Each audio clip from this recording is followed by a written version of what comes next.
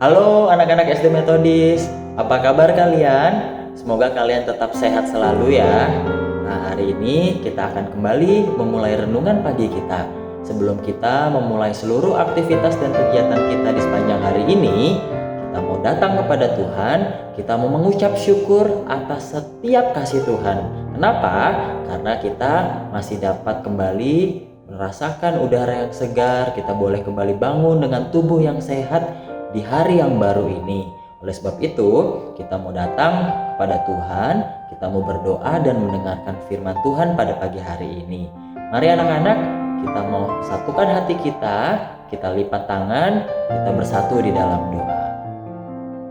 Tuhan Yesus, terima kasih untuk pagi yang sudah Tuhan berikan di dalam hidup kami. Kami sungguh bersyukur karena di pagi hari ini kami boleh bangun kembali dengan tubuh yang sehat, bukan karena kuat gagah kami, tetapi semua karena kasih dan anugerah Tuhan dalam hidup kami. Sebentar lagi Tuhan, kami mau mendengarkan dan membaca renungan firman Tuhan. Berkati kami agar kami dapat memahami setiap firman-Mu yang akan kami dengar dan akan kami baca pada pagi hari ini. Terima kasih Tuhan Yesus, kami siap untuk mendengarkan renungan firman-Mu. Dalam nama Tuhan Yesus, kami berdoa. Amin. Oke anak-anak, sekarang siapkan hati, siapkan pikiran kalian, duduk yang manis, kita mau mendengarkan firman Tuhan. Yuk, sama-sama kita lihat cerita yang berikut ini. Judul renungan kita pagi hari ini yaitu Hati-hati gunakan hatimu. Kita akan membaca sebuah ayat firman Tuhan yang terambil dari Amsal 4 ayat 23. Yuk, sama-sama kita baca ayat tersebut.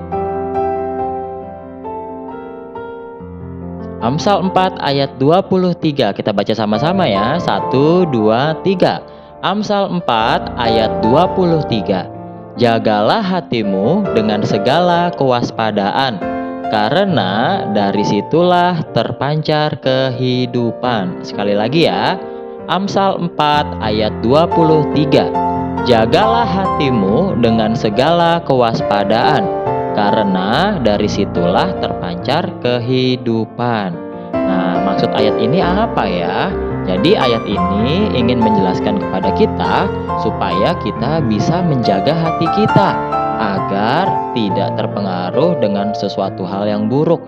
Saat hati kita terpengaruh dengan hal-hal yang buruk atau diisi dengan hal-hal yang buruk, maka segala sesuatu dalam hidup kita akan terpengaruh, termasuk pikiran kita, kesehatan kita, dan lain sebagainya.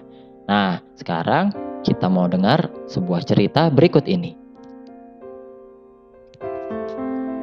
Sudah sejak pagi, Pak Koko mondar-mandir di depan rumahnya. Kopi hangat dan pisang goreng buatan istrinya belum juga disantap. Ia kelihatan sangat gelisah. Bu Koko heran melihat tingkah laku Pak Koko. "Ada apa sih, Pak? Kok dari tadi mondar-mandir?" tanya Bu Koko heran. "Aku bingung, Bu. Kenapa aku merasa bosan dengan keadaan kita sekarang?" jawab Pak Koko. "Bosan?" Bu Koko semakin heran dengan jawaban Pak Koko. Kehidupan keluarga Pak Koko selalu membuat iri semua tetangga. Pak Koko punya rumah yang bagus, bersih, punya istri cantik dan baik hati, punya peternakan kuda, punya peternakan bebek, dan juga peternakan ayam.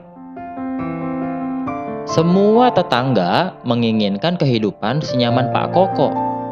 "Memangnya apa yang kurang dari kehidupan kita, Pak?" tanya Bu Koko. "Entahlah, Bu. Aku juga tidak tahu. Aku mau mencoba sesuatu yang lain. Aku ingin memasukkan ternak-ternakku ke dalam rumah. Siapa tahu saja hidup kita tidak membosankan lagi," jawab Pak Koko. Lalu Pak Koko mulai memasukkan satu persatu hewan ternaknya ke dalam rumah. apa yang terjadi? Nah, yang terjadi adalah ayam-ayam itu ternyata berlarian ke sana kemari, mengotori perabot-perabot rumah. Pak Koko jadi bingung.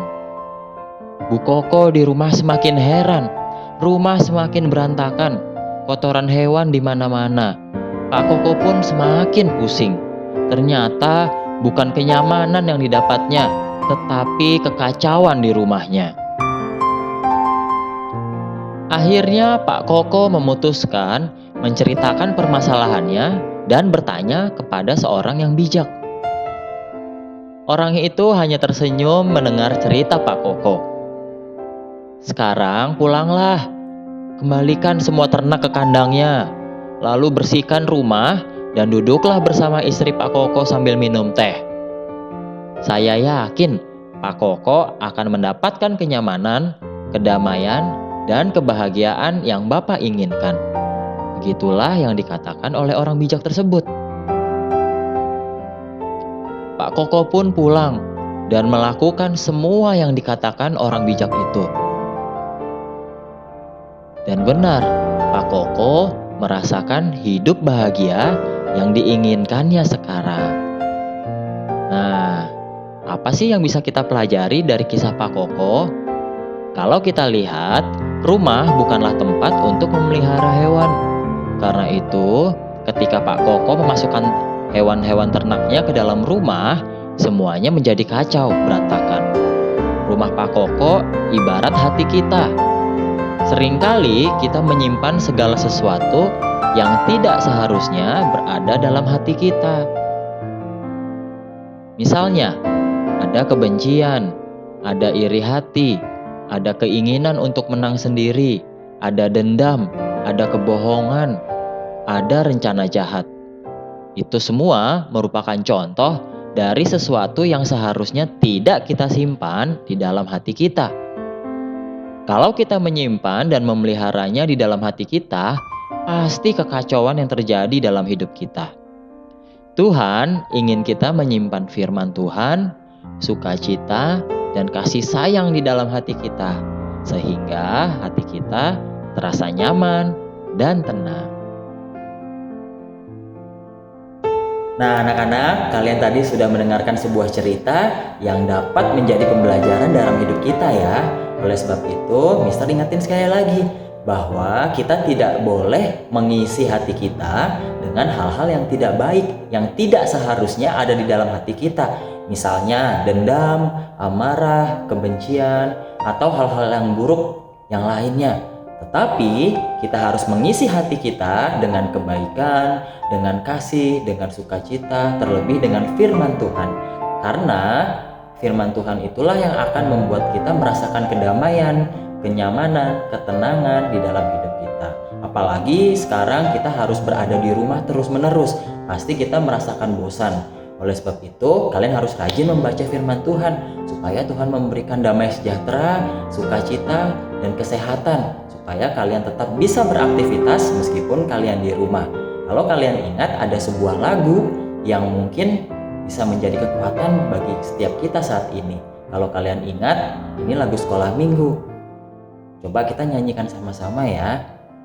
Hati yang gembira adalah obat, seperti obat hati yang senang. Tapi semangat yang patah keringkan tulang. Hati yang gembira Tuhan senang. Nah, jadi hati yang gembira itu seperti obat, membuat tubuh kita kuat, membuat tubuh kita sehat, kita nggak gampang sakit. Tapi kalau hati kita penuh dengan amarah, dengan kebencian, wah, tubuh kita pasti gampang sakit, kita gampang pusing, kita gampang stres. Oleh sebab itu, ayo sama-sama kita isi hati kita dengan hal-hal yang baik, khususnya dengan firman Tuhan.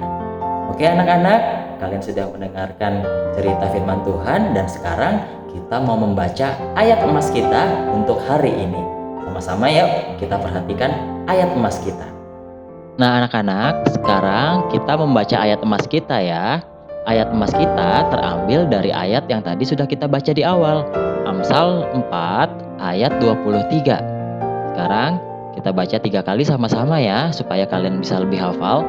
1, 2, 3. Amsal 4 ayat 23. Jagalah hatimu dengan segala kewaspadaan, karena dari situlah terpancar kehidupan. Sekali lagi, Amsal 4 ayat 23. Jagalah hatimu dengan segala kewaspadaan, karena dari situlah terpancar kehidupan. Sekali lagi ya. 1, 2, 3. Amsal 4 ayat 23. Jagalah hatimu dengan segala kewaspadaan, karena dari situlah terpancar kehidupan. Nah, anak-anak, kalian tadi sudah mendengarkan cerita dan kalian juga sudah membaca ayat emas kita untuk hari ini. Sekarang kita mau mengakhiri renungan pagi kita. Mari sama-sama kita mau berdoa. Lipat tangan, tutup matanya, kita bersatu di dalam doa. Tuhan Yesus, terima kasih untuk firman-Mu pada pagi hari ini. Kami boleh diingatkan untuk menjaga setiap hati kami, sehingga hati kami dapat diisi dengan hal-hal yang baik, yaitu seperti firman Tuhan, kasih, sukacita, dan biarlah hati kami dipenuhi dengan damai sejahtera yang datang daripada Tuhan. Jauhkan hati kami dari amarah, dari kebencian, atau hal-hal buruk yang lain, sehingga kami dapat mengikuti setiap firman-Mu di sepanjang hari ini. Terima kasih Tuhan Yesus. Sebentar lagi kami akan melanjutkan pelajaran hari ini. Biarlah Tuhan memberkati kami, berikan kami hikmat, berikan kami kepintaran, agar kami dapat mengikuti setiap pembelajaran yang akan diberikan oleh guru-guru kami. Berkati juga setiap guru kami, berikan mereka kesehatan. Terlebih berkati kedua orang tua kami di dalam pekerjaan mereka. Biarlah Tuhan memberkati dengan berlimpah-limpah dan Tuhan berikan kesehatan selalu. Terima kasih Tuhan Yesus. Ini doa kami. Di dalam nama Tuhan Yesus kami berdoa dan mengucap syukur. Amin. Oke anak-anak, sampai sini dulu renungan pagi kita pada hari ini. Sampai ketemu di renungan berikutnya. Tuhan Yesus memberkati. Dadah.